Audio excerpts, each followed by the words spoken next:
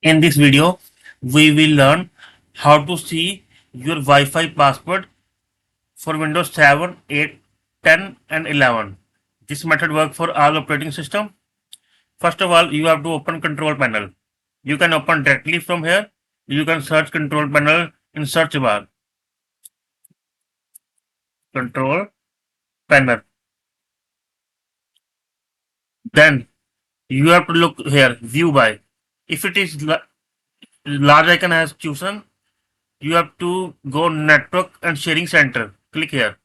And if category has selected here, you have to go network and internet.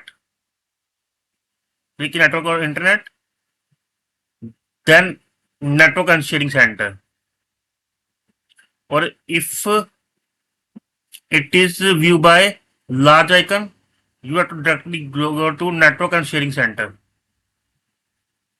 Then under access type, your Wi-Fi name has been shown to you. My Wi-Fi name is iPhone.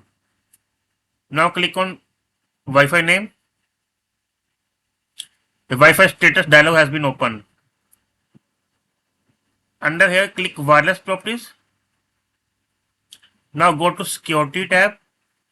Under security, go to network security key. This is your Wi-Fi password. You have to click on check this show characters properties. It will show your Wi-Fi password. My Wi-Fi password is 1234567 at the rate. This is my Wi-Fi password. You have been shown your password. You can copy this password and use where you want to use. That's all in this video, guys.